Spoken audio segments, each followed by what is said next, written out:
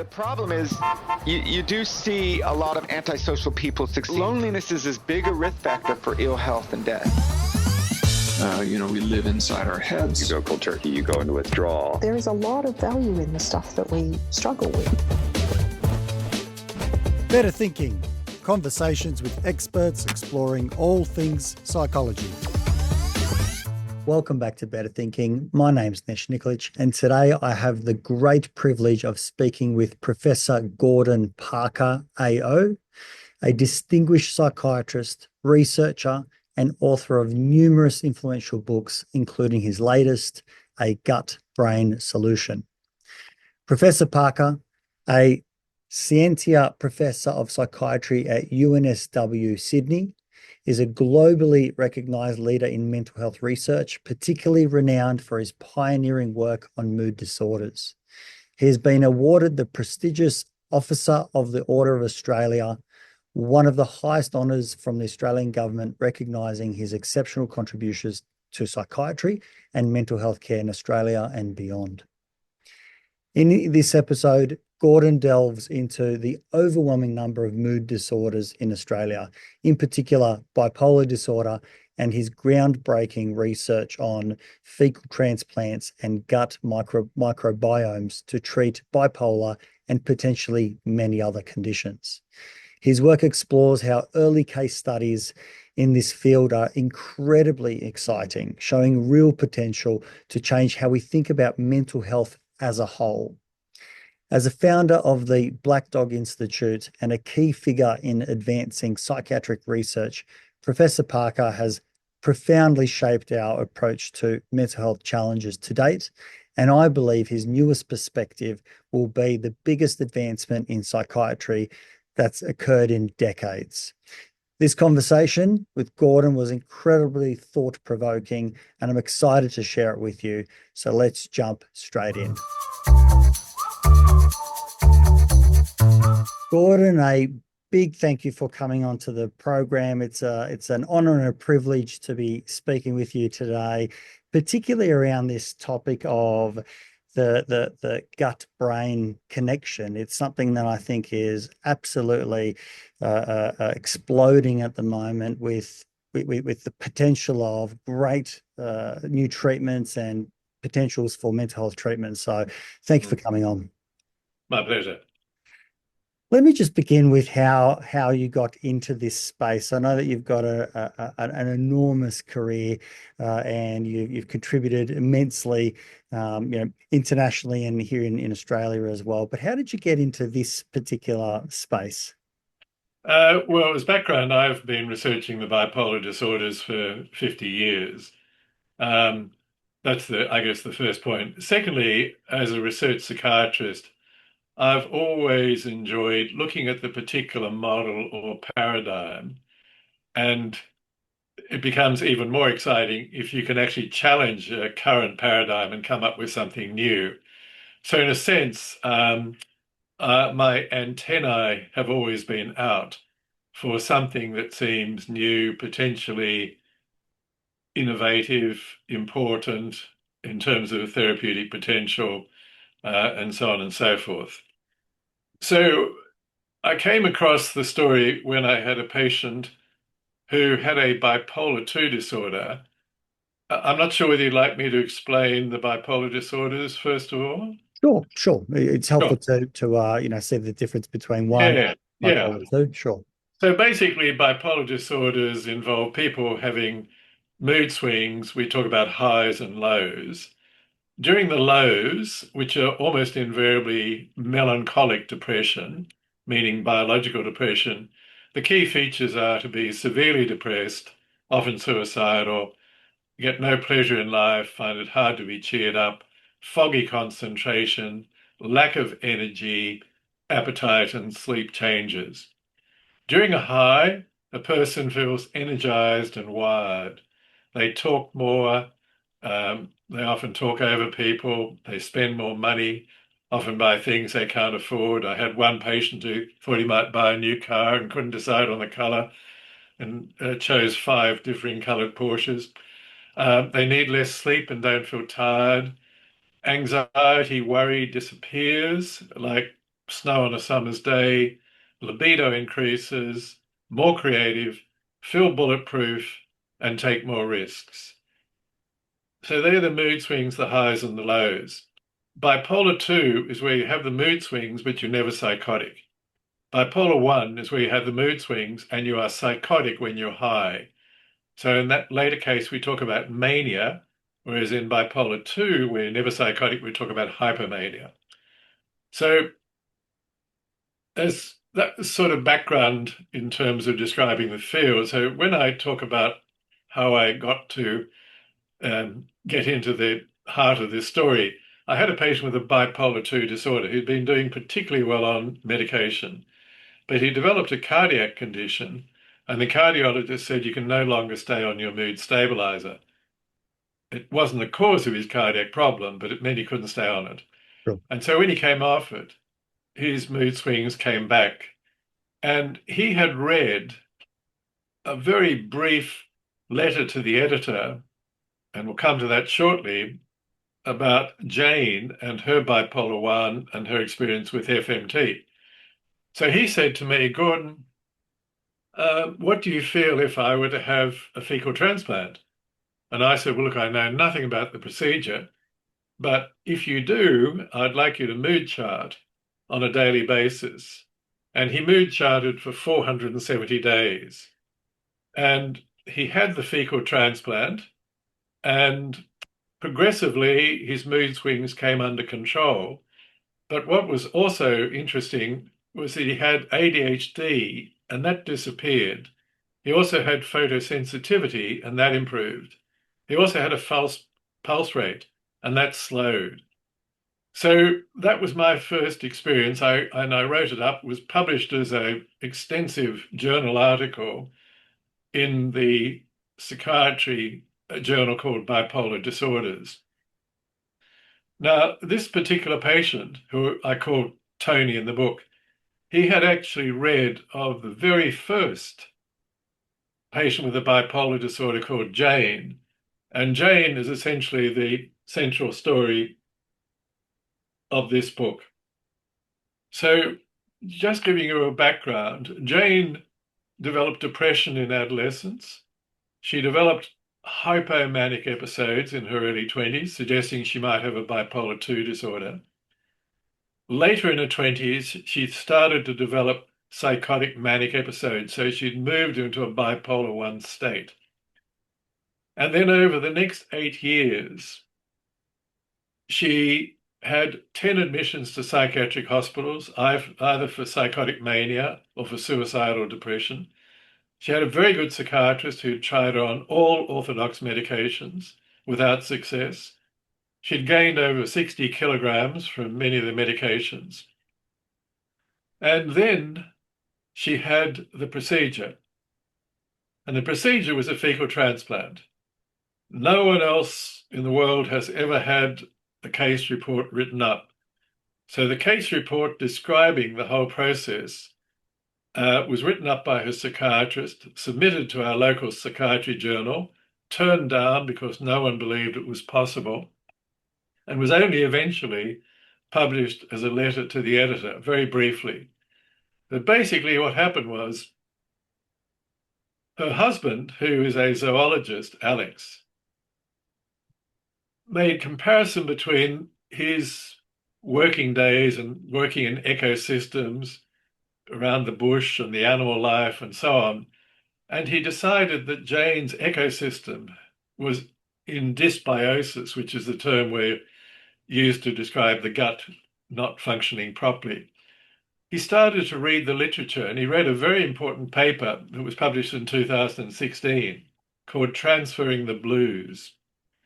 And in that study, feces were taken from depressed human beings and non-depressed human beings and given to rats. And the rats that got the feces from the depressed humans developed depression-like behavior, whereas the others did not. So these animal studies, which have now been extended, particularly in the last year, to show that you can also transfer anxiety, psychotic type symptoms. This got Alex thinking, well, my wife's gut must be in dysbiosis. So let's see if a fecal transplant can work.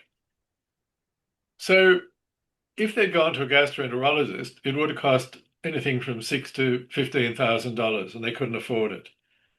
So they prepared their own strategy. And I need to emphasize that while this was a do-it-yourself strategy and it worked, we're certainly not encouraging people to engage in it. And I'll come back to the dangers of doing it in a while.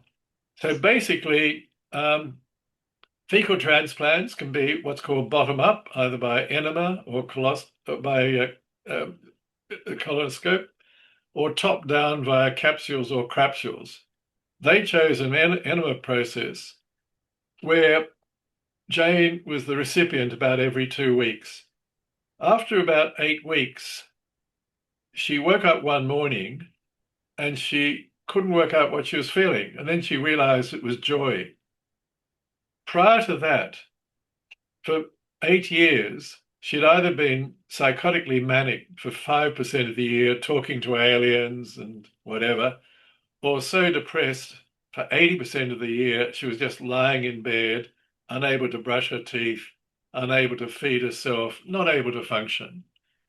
And then, as I say, after the 6th or 7th treatment, she woke up and experienced this new feeling of joy. And since then, she has now been in remission for 8 years. She has not had any significant evidence of bipolar disorder. Equally importantly, she's been able to come off all medications, carefully monitored by her psychiatrist. She's commenced a business. She published a book. And last year, she started as a late entry university student and has been getting distinctions and high distinctions. And she is in absolute mood stability. So her story, even though it was written as a very brief case report, is the very first report in the world literature of fecal transplant for bipolar disorder. And her remission of 8 years is quite extraordinary. So when I wrote the book, I not only wrote focusing on Jane's story, but also on my patient and 4 other patients who had come in contact with Jane, heard a story, and decided to also have a fecal transplant. So at this stage, all we've got are 6 stories of people responding with having their bipolar disorder improve with fecal transplant.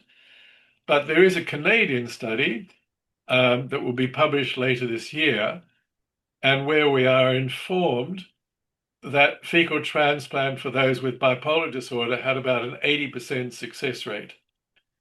However, we've also been informed quietly, and I can't regard this as definitive information, that for many people, their remission only lasted 6 or 12 months.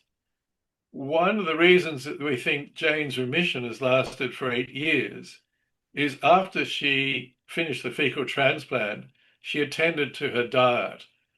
And that seems pretty central. And there are now lots of animal studies showing that fecal transplants are most likely to be successful if the diet has been addressed before the transplant or during that process.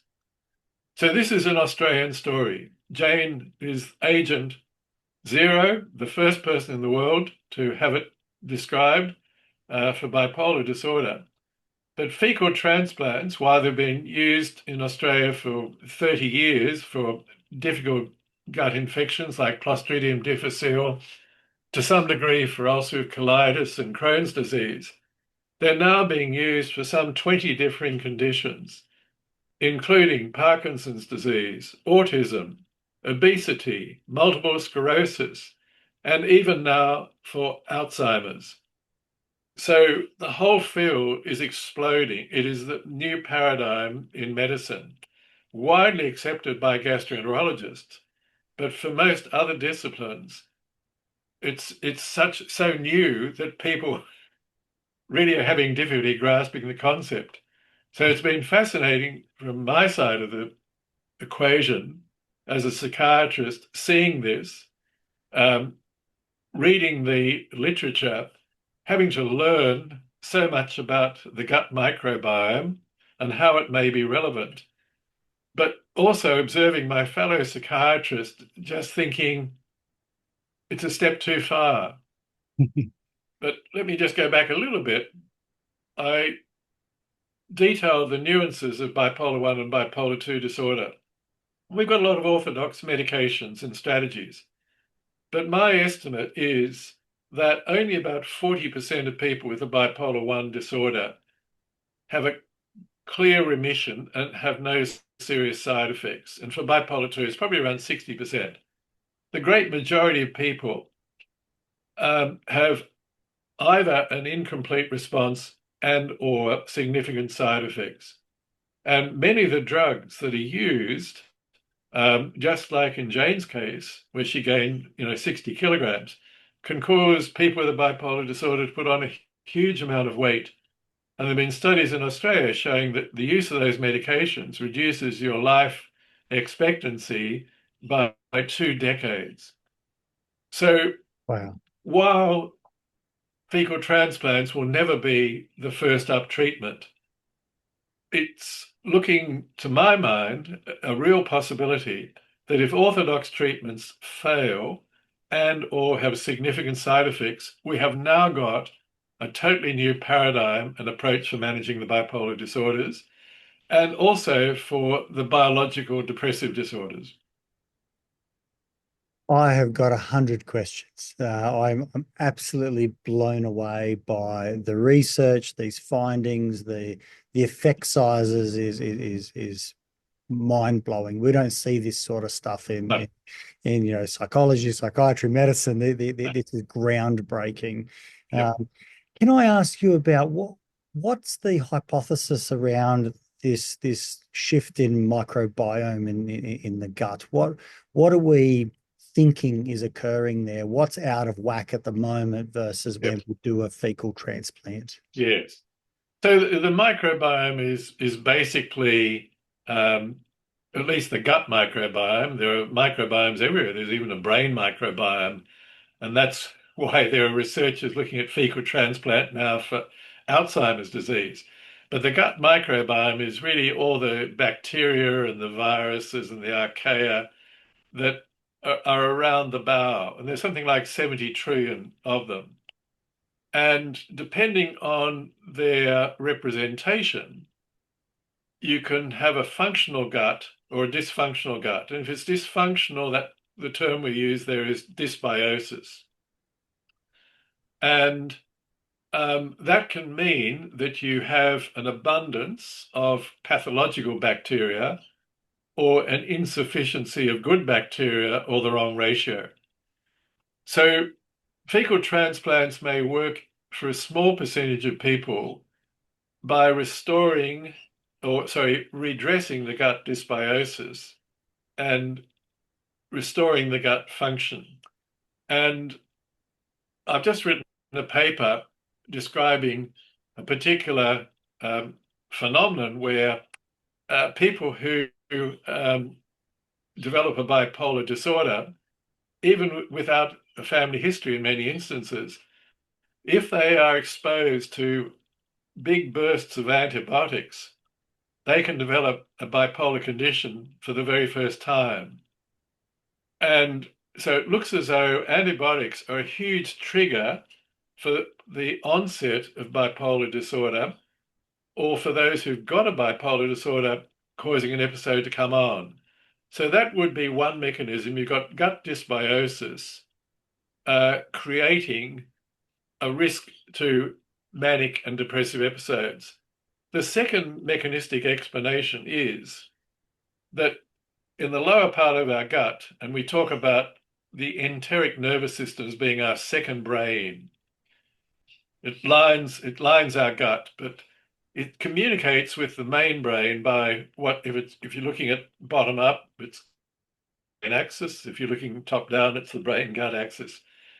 And at the bottom of the gut, there are bacteria that are producing all the neurotransmitters that we know that are involved in the biological mood disorders. So there are bacteria producing noradrenaline, dopamine, serotonin, GABA. And what we think is happening is a fecal transplant is like a massive probiotic hitting those bacteria and sending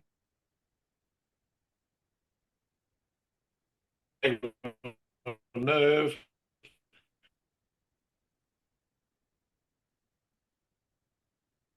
explanations as to how this actually works. This is incredible. So the theory here is we've got either a functional or a dysfunctional microbiome. If it's in a dysfunctional state, it's called dysbiosis, and that is, I suppose, somewhat displayed, or it suggests that something like what is very useful, antibiotics can sometimes tip someone over. Maybe they've already got somewhat of a dysfunctional biome, but this adds on top of that, and that's where we might see someone, for example, fall into a bipolar 1 or 2 Yeah, yeah. states. And that phenomenon is called antibiomania, antibiomania. But we have a predecessor. So there is a nasty gut infection called Clostridium difficile, or C. diff, and that's where people who've had antibiotics can get profound gut dysbiosis, and the mortality rate is over 80%. And so we've had fecal transplants in Australia for over 30 years for C. diff infection, and it has about an 85% success rate. So that's a good example where antibiotics can actually do damage to the gut, and where the fecal transplant is basically the only strategy that we've got. And Australia was the first country in the world to license fecal transplants for C. diff. We preceded the United States. So again, Australia has contributed a lot to this story. It's interesting also to hear that this, in some sense, is not innovative. It's this procedure is being used in other treatments for other conditions, but not necessarily specifically applied to mental health and bipolar as what you're discussing. No, exactly. As I say, there's a very interesting documentary called Hack Your Health on Netflix, and you'll see listed on a whiteboard at least 20 differing conditions. But the capacity of a fecal transplant to do good things or to do pathological things is well illustrated by a little vignette in that particular documentary. There's a young psychology student who has got some gut problem. She decides she'll have a fecal transplant from a boyfriend. She has it, she gains weight, and she develops acne. Her boyfriend had acne and was overweight. She doesn't like the acne, so she stops and says to her brother, I'll have a fecal transplant from you. She has it from the brother and she gets depression because the brother had depression. She then goes back to the boyfriend, depression goes away, and she gets the acne back again. So this capacity for curative benefit is very high, but also, and that's why I emphasized earlier, do-it-yourself strategies, we have to put a big hand up and say, no, no, no, because of the risks of a fecal transplant creating gut problems themselves. Even that is so fascinating. Something like acne that I would never have thought of. Yep. Weight gain. Yes. You know, Yes. we do this calorie in, calorie out Yep. logic, Yep. which makes all the sense in the world. Well, in America, you can only get a fecal transplant from a relative. And there was a woman in her 60s whose only relative was an obese granddaughter. She had the transplant from her granddaughter and she gained 60 kilograms and was never able to lose it. Wow. So the Australian TGA, Therapeutic Goods Administration, which licenses fecal transplant products, which are available via the Red Cross and also by a private organisation, has a 40-page screening procedure to try to limit the risk of anyone picking up nasty viruses or dangerous bacteria. However, they do not exclude those with psychiatric conditions. And I think that's a mistake, and that's something that I've emphasized in the book, that they really do need to be excluded. So if you get a fecal transplant from somebody who's had depression or has depression, there is a real risk that you will get the depression.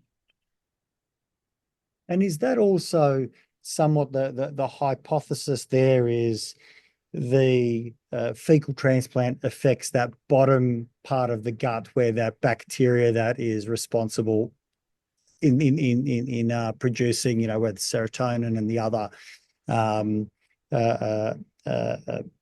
sort of chemicals that we know are related, that might be the effect. If we're putting in the transplant, it might affect that biome and therefore change what they're able to naturally produce. I can't give you a detailed sort of understanding of that because it's beyond my my limitations. But what we do know is that clearly you can, by a fecal transplant, normalize gut functioning, or you can create pathological processes. It's interesting, or it's interesting to me, that in the animal world, this occurs quite naturally. So a koala bear, for instance, when it comes out of its mother's pouch, it can't absorb eucalyptus leaves at that time. So what it does at night time, it goes up and it nuzzles against the mother's butt, and she releases a fecal type product which the young koala absorbs, and then it can actually eat eucalyptus leaves. The same thing with rabbits. The mother rabbit releases what's called a cecotrope at night. The rabbits take it in. In the book, I cover the story of an academic vet scientist who's been doing fecal transplants on horses for 30 years in Australia. So that in the animal world, exposure to feces in a young animal is now seen as a way of setting up your microbiome. And we're now actually starting to see some human experiments. So there was a paper published in the journal only 6 months ago looking at cesarean births. And half the babies were given mother's milk, and the other half were given mother's milk plus a small amount of mother's poo. And on every health parameter over the 6 months of the study, those who were exposed to the mother's poo were infinitely more healthy. My mind just continues to absolutely explode. And what's interesting as well is this is all suggesting, obviously, and I know that the numbers are limited at the moment, but we are observing it in nature. We're observing it in these cases, and these are the most acute cases as well, which really says something. It's different to say, give me the hardest case versus give me the mildest case. But we're observing this across the board, and very interesting in, I think, the example you said around Jane, that what's interesting about her case is that hers has, in remission, so to speak. Her condition has been in remission for some 6 years. 8 years. 8 years, my apologies. Yep. And the hypothesis there is that she has obviously had the initial treatment around the fecal transplant, and then I'm assuming here continues to maintain a functional microbiome by the food that she ingests. So she is considered in what she eats, and that has maintained her health. And in actual fact, what you've explained she's gone on to do is remarkable, considering where she came from. That's just unheard of. These stories are they're fairy tales. Yep. So it looks as though the Mediterranean diet is probably the basis for maintaining the gut microbiome. But there is a good mood food centre at Deakin University that has a very good website that talks about the the diet that people with mood disorders should engage in. And they've done lots of interesting experiments.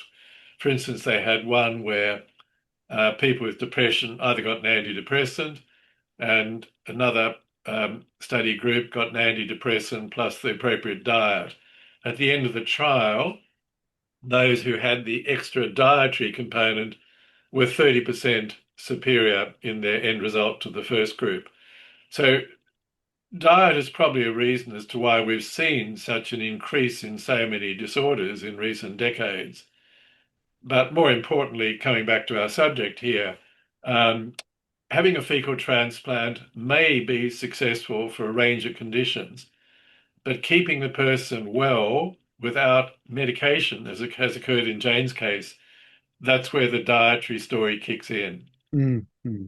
Are you aware of, and please forgive me if I get this wrong, but I believe that the Mayo Clinic in the 1920s created the keto diet specific for trying to treat seizures, whether epileptic or other seizures, and the ketogenic diet was designed around that. And from my knowledge, 50% of participants that they provided that support's fairly stringent, had a 50% reduction in episodes of seizures. And I suppose the idea that I've heard floated around is that these diets try and reduce inflammation, and they try and reduce the insulin effects, so keeping that low. At least that's the hypothesis. I'm not sure whether you've heard anything like that or. No, I actually haven't heard that study, but it does link in quite nicely, doesn't it? Yeah. Yeah. This is absolutely remarkable. And you've also mentioned that this isn't just for bipolar. You know, your story starts with bipolar, but the research is beginning to see this positive effect going across, in actual fact, many conditions. Yes, but again, really want to emphasize the Australian story aspect to it all. Jane is the first person to have a case report written up in the world. I wrote up the second case report. The TGA is the first country in the world to license fecal products. We've got an early start on this, and obviously we're very keen to see this research continue. And there are quite a number of players in the field with grant applications in at the moment. And it'd be lovely if we could just take it to the next step and do the appropriate randomized controlled trials, which are obviously needed. And then after that, the next aspect, I think, there'll be several next aspects. Firstly, there is the concept of the unicorn donor. It looks as though there are some donors that are highly successful in terms of implanting and others that are not so successful. And the characteristics of the unicorn donor are yet to be identified, but it looks as though they have to be lean, never had any nasty viruses, they have a good diet. The second issue is we don't know whether, in fact, a bottom-up procedure via enema or a capsule is superior. It looks as though the bottom-up process is probably 10% better. We also don't know whether there's a landing site for the fecal transplant to actually implant. There is a suggestion that, in fact, it's probably around the cecum where the appendix is, and some people have said, at last we now know why we need an appendix. It's more likely that, in fact, when the process is done properly, that there is a diffusion through the whole bowel, and it's probably more large bowel than small bowel. So there are a whole series of technical issues that are being brought into play, but there are something like 600 companies in the world at the moment racing to produce a capsule product that won't have the yuck factor associated with the bottom-up enema type procedures. And there are capsules around at the moment, but they don't look quite as effective as the bottom-up enema process. And I wonder, and obviously this is, the wonderful world of research and the story goes on for forever, really, but trying to find whether most people respond well from, the unicorn donor, or whether people need a specific one for their unique biology themselves. That would be, quite interesting to be explored. And I'm sure, got to get the research started to start answering all these questions. I don't think the latter model is going to be in play. That is, at the moment you can do biomapping, but no one's been able to identify particular overrepresentation of bacteria and underrepresentation of other bacteria linked with successful fecal transplants or not. Mm-hmm. So biomapping is probably very imprecise. And of course, you can do a biomap 1 week and do it the next week, and the whole biome may have changed depending on what's being detailed. Artificial intelligence may give us some information, but my suspicion is that we're more going to use a blunderbuss type approach. So fecal transplant is like a major probiotic, just hitting the microbiome and activating all those, bacteria producing the neurotransmitters that we think are involved and so on. So I suspect it's going to remain somewhat non-specific. And that does somewhat make sense as well, because when we think about the use of antibiotics, Yep. that just Exactly. plays into that. It makes logical sense that just once it's knocked off, Yep. it gets to a certain level, and we're trying to just go and say if we can get it back into the functional microbiome, Yep. and as close as possible to that. And then it's an ongoing work in terms of how we eat and sleep and stress levels and all the other important aspects of mental health and well-being. It's not simply just doing a fecal transplant, but it sounds like it's really has the potential to be a real kickstart to really shift the needle in a short period of time, which this must be quite scary also for psychiatry about saying, my goodness, this is such a big topic to discuss now in terms of what are we currently providing and what is this saying. And obviously we're not throwing everything out. This isn't the golden bullet. No. But it is incredibly interesting and thought-provoking to say. Yeah. Well, there are 600,000 people in Australia with a bipolar disorder. And my guess, as I suggested earlier, depending on bipolar 1 or bipolar 2, then there is going to be a significant percentage, maybe up to 50% of people, that are not going to respond to orthodox treatments 1, 2, and 3, and or have significant side effects. And so therefore, the potential pool of people where a fecal transplant may be beneficial may be quite a high percentage. It's not going to be 1% or 5% in 10 years if the science proceeds properly. I think it's going to be more substantive than that. And Gordon, what do you see as being some of the risks? Obviously, we've spoken about it's not wise to do this at home, and it's got to be very thoughtful and considered. But what are the risks in this in terms of, obviously, TGA are doing their role and they're kind of saying we've got to be methodical, we've got to do some RCTs, etc. But what do you see as being some of the risks that we need to overcome to really bed this down and be a lot more confident in starting to provide this for the wider community? Right. Well, there are case reports of people getting a fecal transplant and dying, and they have come from randomized controlled trials. That is where everything looks tickety-boo.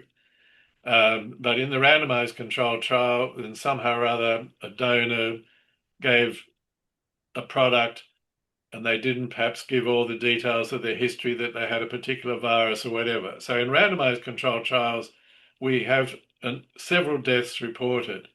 Now, for the do-it-yourself procedures, and they are quite numerous, unfortunately, we have no idea of the morbidity, the illnesses that can be consequences, or the death rate.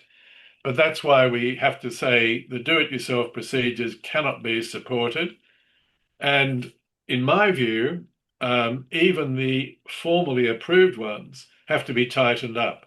For instance, I think the TGA needs to put in that extra exclusion criterion.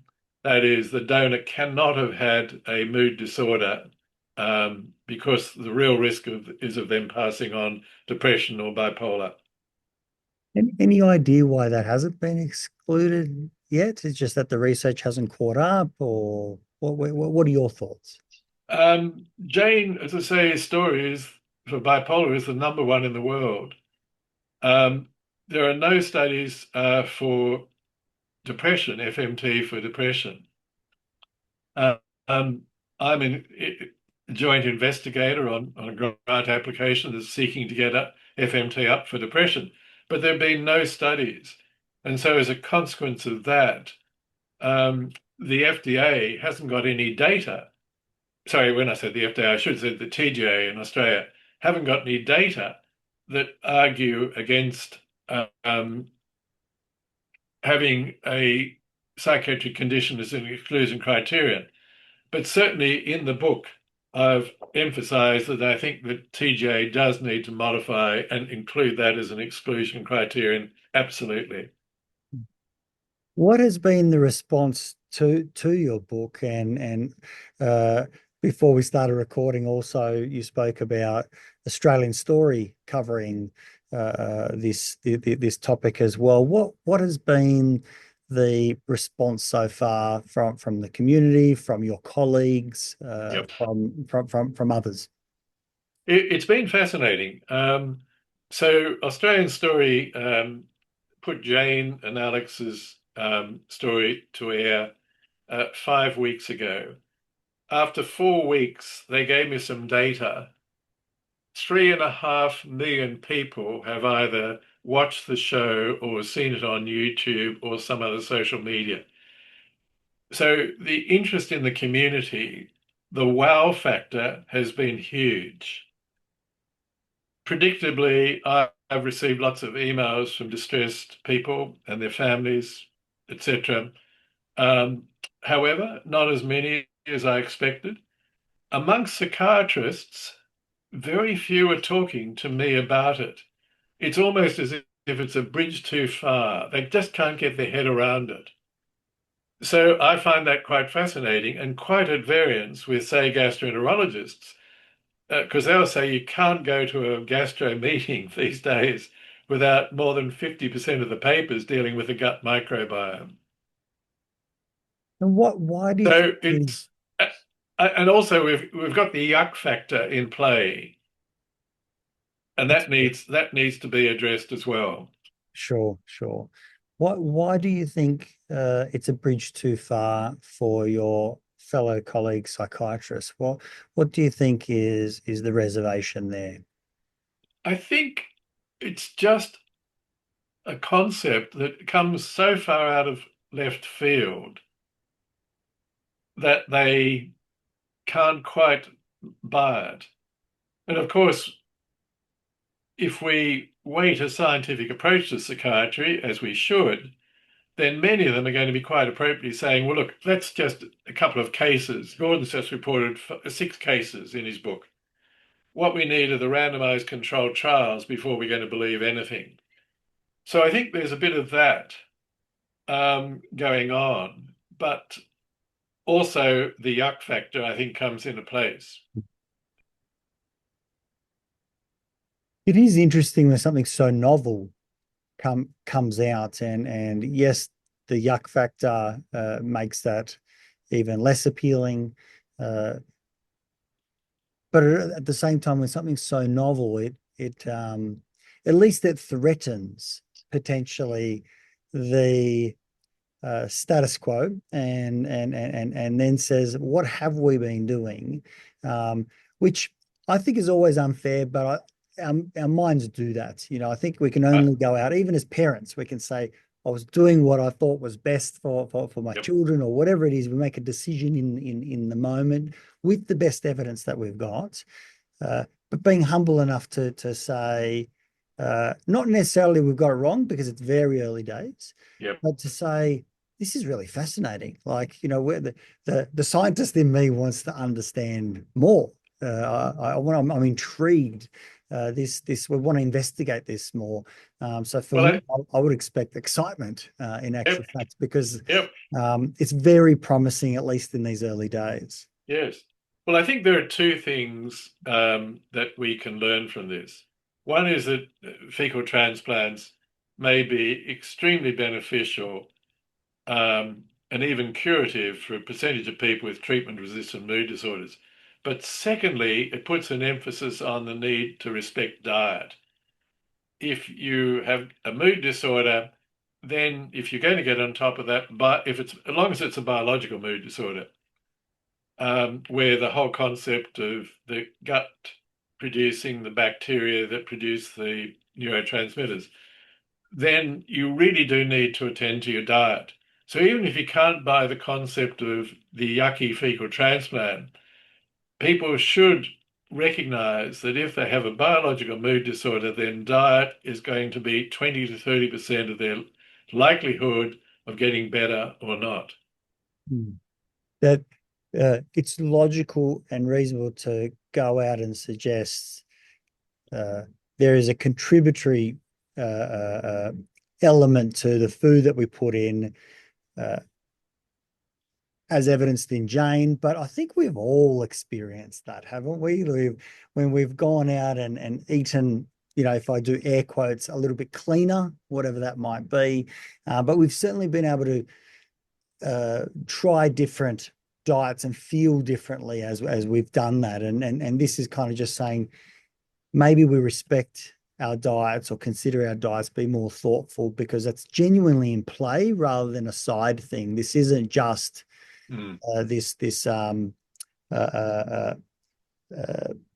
conversation about the SSRIs that you're taking. That simplifies it. Yep. to a more a basic and really probably not a reasonable explanation to continue to talk about. But still, go into your average psychiatric unit and walk into the dining room, and you'll find on the tables big piles of sugar. And you'll see the average patient will be putting 3 to 6 teaspoons of sugar in their tea or coffee, largely because they're craving it. And the craving is generally coming from the medications that we prescribe, particularly the antipsychotics. Nearly every psychiatric hospital has got a dispensing machine. And what's in the dispensing machine? It's nearly always, chocolates and sugary foods and so on and so forth. So we can't afford to send two messages. Now, as we respect that diet is all important, we actually need to look at how we're managing people in hospital facilities. So do you believe that sugar is a fairly significant culprit here? Or I shouldn't use culprit, it's a bit probably harsh, but a contributor? For a percentage of people, yes. And it's interesting that I'll have a very small percentage of people with a bipolar disorder who will say that when they were a child, they would go crazy when they're exposed to sugar. They'd be running across the tables, etc., as if they were, full of caffeine or whatever. So they may be carrying some vulnerability that makes them hypersensitive to sugar. And of course, as they get older, that sort of excessive behavior becomes less obvious, but they can still crave sugar. And it may well be one of the key factors that predisposes them to maybe an early onset of their bipolar disorder, and also to a poorer course of its condition. Is it possible that the respecting the diet is so difficult because it's really unpopular to talk about as a clinician. You know, I know as a psychologist and you know, I've seen it with GPs in particular. It's not very popular with your clients to say, you know, what are you actually eating, and to have a conversation about the contributors of you know, poor diet to well-being. Yes. Is that one of the reasons why diet has kind of been off the table for so long, that it just isn't discussed? I mean, I don't happen to fall upon much research that says, hey, look at me. You know, we certainly hear about sleep as being important, but diet has kind of been missed for a long time, I feel. Diet has been missed in psychiatry. 15 years ago, I wrote a paper called Is Chocolate an Antidepressant? It's not a highly cited paper, but it's the most read paper of all my papers over the decades. It was just top of the pops in so many journals. Everybody wanted to know that chocolate was an antidepressant. Unfortunately, the answer is no. You'd need to eat a truckload of chocolate to make it equal one tablet of Prozac. So basically, nutrition and diet has not been as part of the equation until very recent times in psychiatry. However, Deakin University has put nutritional psychiatry on the map. But again, people who take that up, small percentage. I'm hoping with Jane's story and with what we're saying in the book, that in fact, we may be able to move the 2% of people who focus on their diet for their mood disorder to maybe 20%. It's not going to be the majority of people. But if we can just do that, that will be an advance. There's certainly more and more information coming out here, and a new term that I only just recently came across before our conversation today is metabolic psychiatry. And I've had Matt Bernstein, Dr. Matt Bernstein, and on the program as well, from Boston, psychiatrist. And I'm currently reading Dr. Georgia Eads' book, Change Your Diet, Change Your Mind. And I'm once again blown away as well. And both of them talk about, to simplify it, it's ketogenic, but the pillars there are still reducing your inflammation response. Yes. And reducing your insulin effect as well. And so Georgia Eid in particular speaks, I think, incredibly eloquently around not saying this food or that food, even though she's often asked, you know, what are the foods? She's like, think about these pillars. You know, it's actually eat a food that reduces your inflammation, eat a food that isn't high in you know, these simple carbohydrates, and that will guide you rather than me telling you what to eat. And I think there's a nuance around us understanding this rather than just saying this is the right diet, and that I think we lose the message. I think the message is better for all of us to actually understand a little bit more about what we're talking about, rather than this is the magic diet, because we all have to live in this life, you know, with lots of context and circumstances, kids and the like. So, I mean, from a diet perspective, you have mentioned the Mediterranean diet. Any other thoughts, early thoughts about this? Yes. Well, in the book, put an emphasis on prebiotics and probiotics. So exemplars. Prebiotics are food for the probiotic flora. And examples of prebiotics are apples, bananas, garlic, and onions. And because they're high in fiber, they act as food for the microflora or as dietary supplements. And they promote the activity of the beneficial microorganisms, especially bifidobacterium and lactobacillus. They're usually non-digestible, and therefore they reach the lower gut. Probiotics are foods, including mother's milk or supplements containing living organisms, such as bifidobacterium and lactobacillus, and they maintain or improve good bacteria. And exemplars of those would be fermented foods such as yogurt, sauerkraut, and miso soup. So there are some specific prebiotic and probiotic foods that are recommended. Yeah, this is fascinating. This is really fascinating. And these are the things that we could begin starting straight away. I'm assuming we don't have side effects for having some, garlic or apples. Only bad breath. Yes, yes. That's a dangerous one, actually. You might lose your friends. Yeah. Um, You but lose yeah. your friends and become depressed. But being able to have a banana and fermented foods and the like, and still something you can take feedback from, because your body will also say, hey, careful with that if there's some sort of response. But most people, I don't hear people saying, oh, I've got this kind of awful reaction from having an apple. Wow, where to next? Where do you see this going, and what are your hopes for future research? So we await the Canadian study for bipolar disorder. That will come out later this year. We've got an application in for funding to do a study for depression.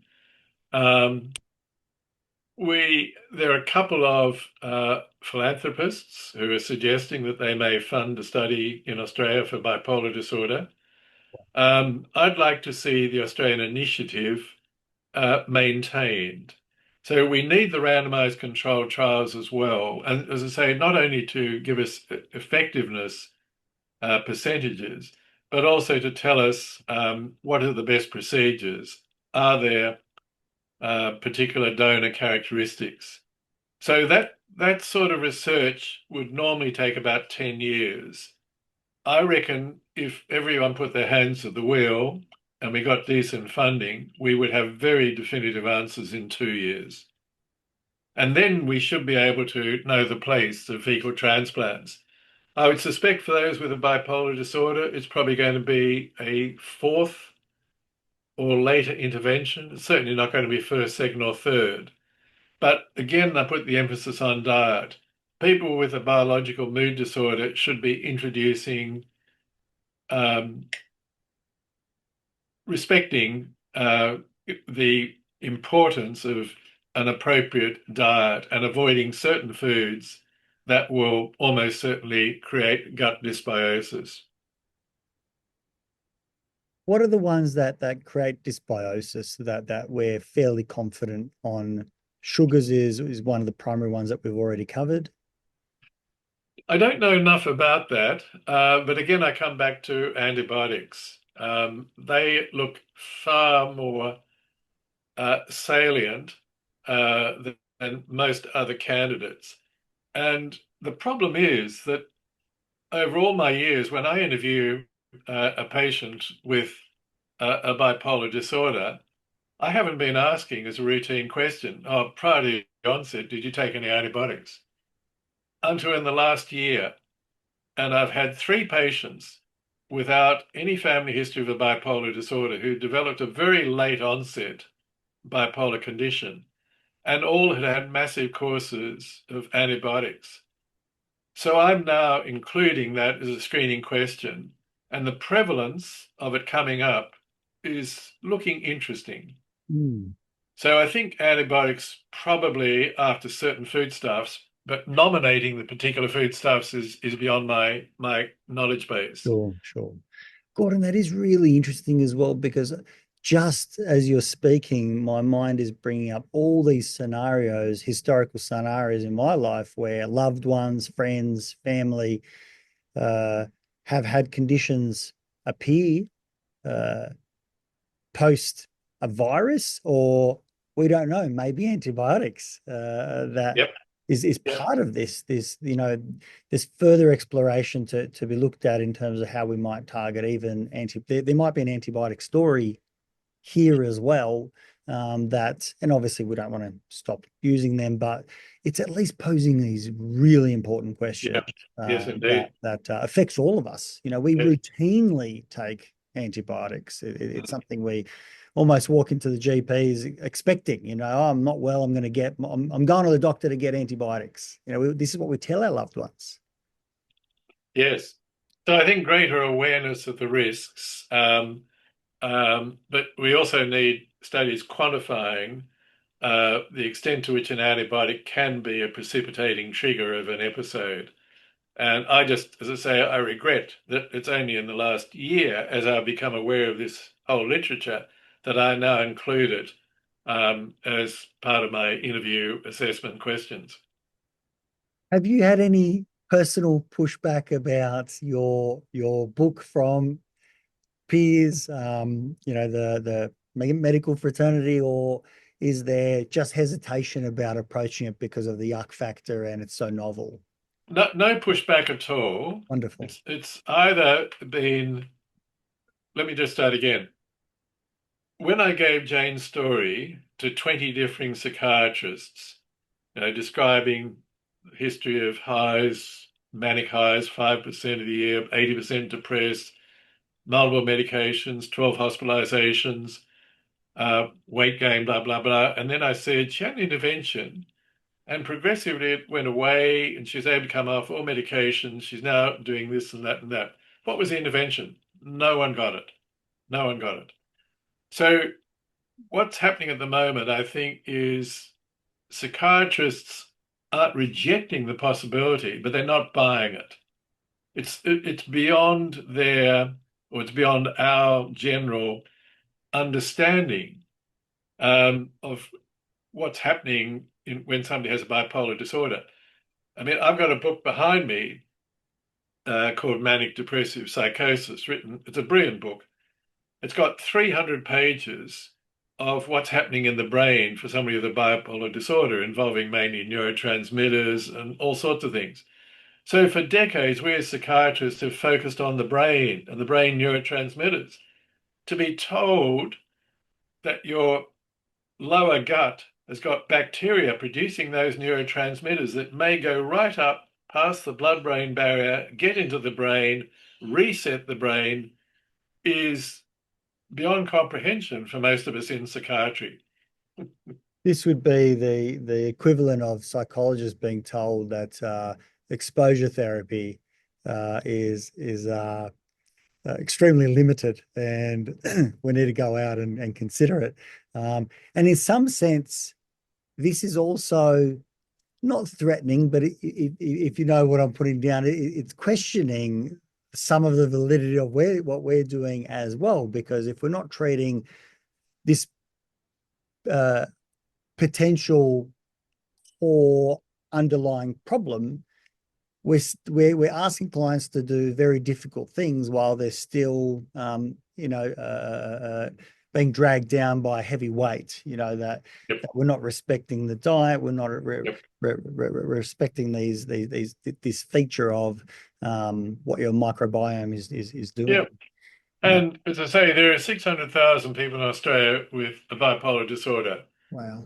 And a significant percentage of them are just not able to function. They can't hold down a job.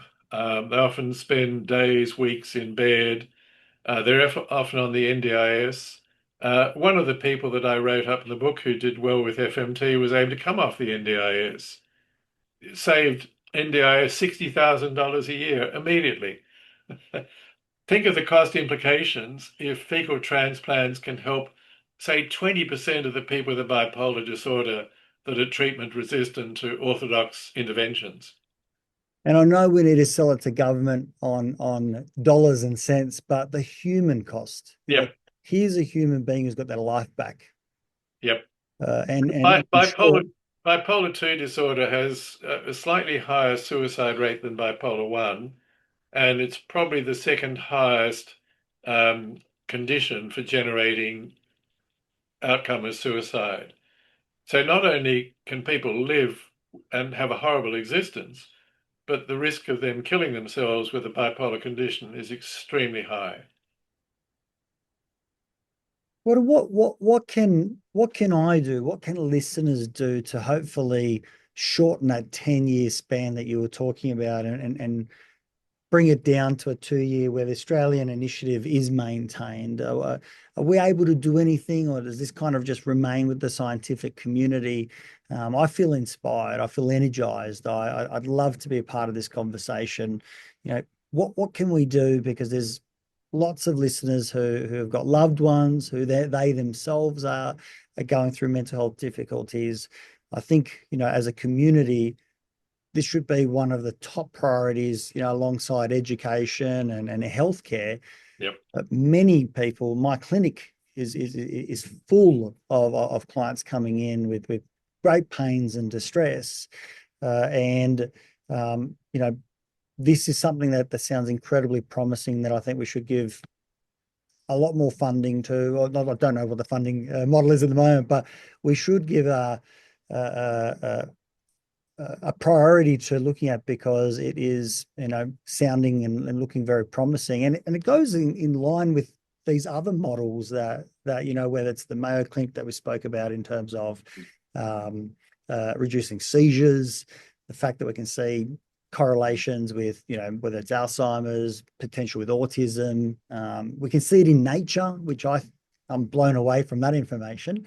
There's so many things at least pointing in that direction. And so a hypothesis should be, it's been formulated and now should be tested.